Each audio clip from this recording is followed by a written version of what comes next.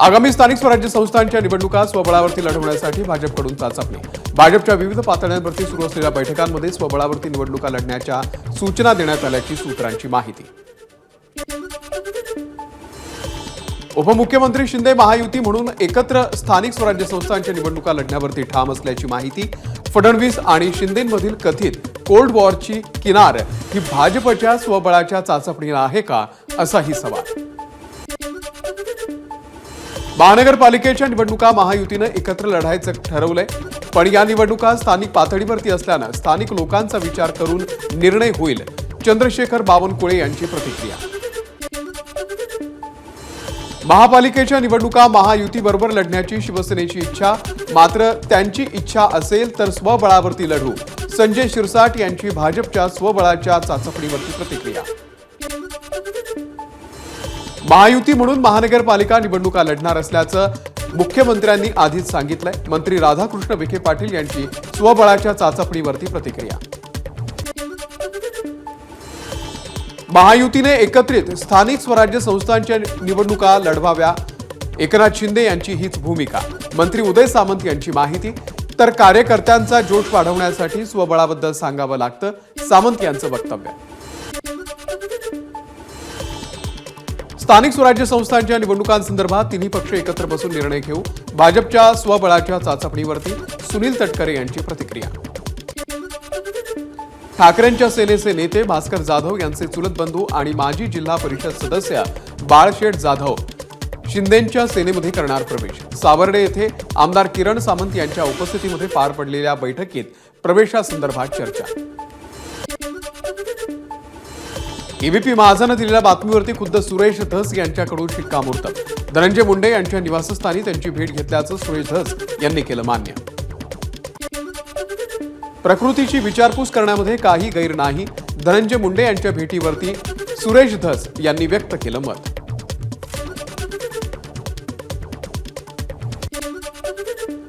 सुरेश धस यांनी कोणाचीही भेट घेतल्यानं काहीही परिणाम होणार नाही। देशमुख हत्या प्रकरणामधला एकही आरोपी सुटला तर टोकाचं पाऊल उचलू आणि त्याला सरकार जबाबदार असेल, धनंजय देशमुख यांचा इशारा। बावनकुळे, धनंजय मुंडे आणि सुरेश धस हे 4.5 तास एकत्र होते। खुद्द चंद्रशेखर बावनकुळे यांचा दावा, धस आणि मुंडेंमध्येच मतभेद आहेत पण मनभेद नाही, बावनकुळेंची प्रतिक्रिया। सुरेश धस यांना फडणवीस यांचं पूर्ण पाठबळ। तपासासंदर्भातली धस यांची प्रत्येक मागणी फडणवीसांकडून पूर्ण। चंद्रशेखर बावनकुळे यांचं वक्तव्य, धस मुंडेंनी एकत्र काम केलं तर संतोष देशमुख यांना लवकर न्याय मिळेल, बावनकुळेंची प्रतिक्रिया। सुरेश धस यांनी देशमुख कुटुंबियांच्या अश्रूचा बाजार मांडलाय। संजय राऊत यांचं टीकास्त्र, तर धस आणि धनंजय मुंडे वाल्मिक कराड एकाच असल्याचाही राऊतांचा हल्लाबोल। सुरेश धस फक्त राजकारणासाठी लढत होते हे आता सिद्ध झालंय। अंजली दमानिया यांची धस मुंडेंच्या भेटीवरती प्रतिक्रिया। संतोष देशमुख हत्या प्रकरणामध्ये ठोस पाऊल उचललं जात नाहीये, सुप्रिया सुळे यांचा आरोप। तर स्वतः 18 फेब्रुवारीला बीडला जाऊन प्रशासनाला भेटणार, सुळेंची माहिती। संतोष देशमुख हत्या प्रकरणामधील आरोपींना फाशी झालीच पाहिजे, खासदार बजरंग सोनावणे यांची मागणी। संतोष देशमुख हत्या प्रकरणामध्ये भाजप राजकारण करत असल्याचा सोनावणेंचा आरोप। बीडमध्ये शरद पवार यांच्या राष्ट्रवादीची आज महत्त्वाची बैठक। स्थानिक स्वराज्य संस्थांच्या निवडणुकीच्या पार्श्वभूमीवर या बैठकीचं आयोजन। खासदार बजरंग सोनावणे, आमदार संदीप क्षीरसागर या बैठकीला मार्गदर्शन करणार। एकनाथ शिंदेंच्या ठाण्यामध्ये मंत्री गणेश नाईक जनता दरबार घेणार। 24 फेब्रुवारीला ठाणेकरांच्या समस्या आणि तक्रारी गणेश नाईक ऐकणार। लव्ह जिहादच्या विरोधामध्ये कायदा आणण्यासाठी पोलीस महासंचालकांच्या अध्यक्षतेखाली समिती, त्याचं स्वागत। भाजप खासदार अनिल बोंडे यांची प्रतिक्रिया, लँड जिहाद विरोधातही कायदा करावा अशी सरकारकडे मागणी करणार, बोंडेंची प्रतिक्रिया। पुण्यामध्ये मंत्री नितेश राणे यांच्या विरोधात शरद पवार यांच्या राष्ट्रवादीकडून बॅनरबाजी। सत्तेचा माज बरा नव्हे, मंत्री साहेब निधी वाटपावरून राणेंनी केलेल्या वक्तव्यावरून बॅनरच्या माध्यमातून टीका। ठाकरेंच्या सेनेला सिल्लोडमध्ये धक्का। सिल्लोडमधून विधानसभा लढलेले सुरेश बनकर यांचा भाजपमध्ये प्रवेश। चंद्रशेखर बावनकुळे यांच्या उपस्थितीमध्ये पार पडला प्रवेश. काँग्रेसचे माजी आमदार सहस्राम कोरोटे हे करणार शिवसेनेमध्ये प्रवेश. विधानसभाचं तिकीट नाकारल्यापासून कोरोटे होते नाराज. आमगाव देवरी मतदारसंघाचे कोरोटे हे माजी आमदार. विधानसभेला भाजप उमेदवार पुराम यांना मदत केल्याचाही त्यांच्यावर आरोप. भाजपचा मनसेला नाशिकमध्ये मोठा धक्का. मनसेचे 20हून अधिक पदाधिकारी कार्यकर्ते भाजपमध्ये प्रवेश करणार. प्रदेशाध्यक्ष चंद्रशेखर बावनकुळे, कार्याध्यक्ष रवींद्र चव्हाण यांच्या उपस्थितीत होणार पक्षप्रवेश.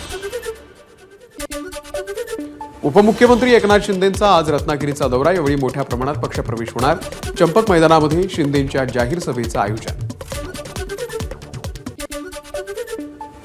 रत्नागिरीमधील शिंदेंच्या सभेसाठी उदय सामंत यांच्याकडून शेकडो बस बुक.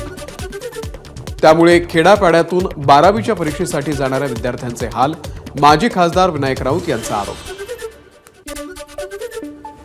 शिंदेंच्या दौऱ्यासाठी एसटी बसेस बुक करताना 10वी 12वीच्या विद्यार्थ्यांची कोणतीही गैरसोय होणार नाही याची पूर्णपणे काळजी घेतली गेली आहे. विनायक राऊत यांच्या आरोपावरती बावनकुळेंची प्रतिक्रिया. तुळजापूरमधल्या तुळजाभवानी देवीच्या गाभाऱ्यामधील तडे गेलेल्या शिळांना जॅकचा आधार. गाभाऱ्यातील 4 शिळांना तडे गेल्याचं महिनाभरापूर्वी झालं होतं उघड. तरीही पुरातत्व विभाग आणि मंदिर प्रशासनाकडून ठोस उपाययोजना नाही. 1 मार्चपासून शनी शिंगणापूरच्या शनिदेवाचा ब्रँडेड तेलानेच करावा लागणार अभिषेक. भेसळीच्या तेलानं शिळेची झीज रोखण्यासाठी शनी शिंगणापूर देवस्थानचा निर्णय. न्यू इंडिया बँकेच्या माजी मॅनेजरचा तिजोरीवरती डल्ला. बँकेच्या तिजोरीतून काढले तब्बल 112 कोटी रुपये. पदाचा गैरवापर करून हे पैसे काढले. गुन्हा दाखल. मुंबई आर्थिक गुन्हे शाखेकडून न्यू इंडिया बँक अनियमिततेचा तपास. बँकेच्या प्रतिनिधींचे जबाब नोंदवण्याचं काम हे सुरू. बँकेमध्ये नेमकी कुठे अफरातफर झाली याचाही शोध सुरू. नागपूरमध्ये जीबीएसमुळे 45 वर्षीय व्यक्तीचा मृत्यू तर आणखी 2 रुग्ण सध्या आयसीयूमध्ये.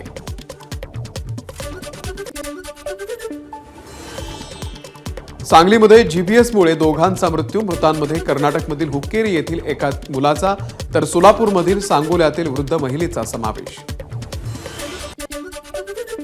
धुळे शहरातल्या अनधिकृत बॅनर्सच्या विरोधात पुन्हा एकदा पालिकेची कारवाई सुरू.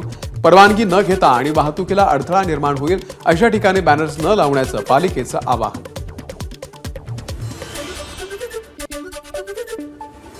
नंदुरबार जिल्ह्यामध्ये 5 मिनिटांमध्ये महत्वाची बनावट कागदपत्र तयार करण्याचा प्रकार. 100 ते 500 रुपयात तयार होतात उत्पन्न आणि जातीचे प्रमाणपत्र. कोल्हापूरमध्ये कचरा उचलण्यात हलगर्जीपणा केल्यानं मुख्य आरोग्य निरीक्षकासह 3घांचं निलंबन. कोल्हापूर महानगरपालिकेचा आयुक्त के मंजुलक्ष्मी यांची कारवाई.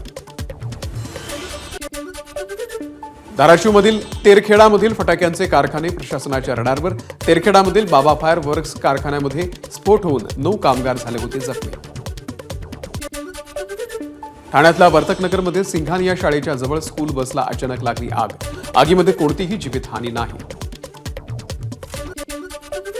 कोल्हापुरातील परप्रांतीय व्यापाऱ्याकडून खंडणी उकळल्याचा प्रकार समोर. खंडणी संदर्भात सत्ताधारी पक्षातील महत्त्वाच्या पदाधिकारी असलेल्या भाऊचे फोन रेकॉर्ड व्हायरल. गुन्हा दाखल. पुण्यातील कर्वेनगर उड्डाणपुलावरती कारचं नियंत्रण सुटल्यानं अपघात. कारवरील नियंत्रण सुटल्यानं कार डिव्हायडरवरून विरुद्ध दिशेला गेली. अपघातामध्ये 4 जण जखमी. छत्रपती संभाजीनगरमधील एका व्यायामशाळेला आग. दिल्ली गेट परिसरातील ही घटना. या आगीमध्ये व्यायामशाळेमधील साहित्य जळून खाक. आगीचं कारण अद्यापही अस्पष्ट. अहिल्यानगरमधील पत्रकार चौकामध्ये चेंबरच्या खड्ड्यामध्ये पडून एकाचा मृत्यू. नगर मनमाड राज्य महामार्गाच्या रस्त्याचं काम सुरू असून ठेकेदाराच्या हलगर्जीपणामुळे मृत्यू झाल्याचा आरोप. पुण्यामध्ये सराईत दुचाकी चोरट्याला अटक. पुणे पोलिसांच्या गुन्हे शाखेची कारवाई.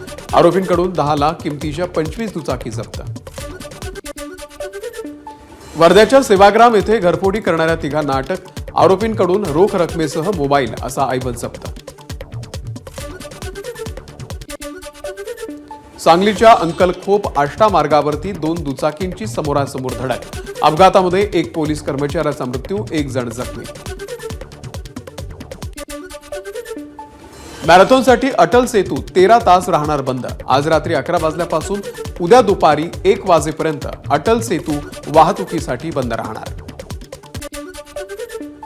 केसरी टूर्सचे संस्थापक केसरी भाऊ पाटील यांचं वृद्धापकाळानं निधन। पर्यटन क्षेत्रातील विद्यापीठ अशी केसरी भाऊंची होती ओळख। वयाच्या 50व्या वर्षी स्थापन केली होती जगविख्यात केसरी टूर्स कंपनी। प्रयागराज मिर्जापूर या मार्ग मनुपूरच्या जवळ महाकुंभसाठी जाणाऱ्या भाविकांच्या बसला अपघात। 10 भाविकांचा मृत्यू झाला असून 19 जण जखमी। एबीपी माझा, उघडा डोळे बघा नीट।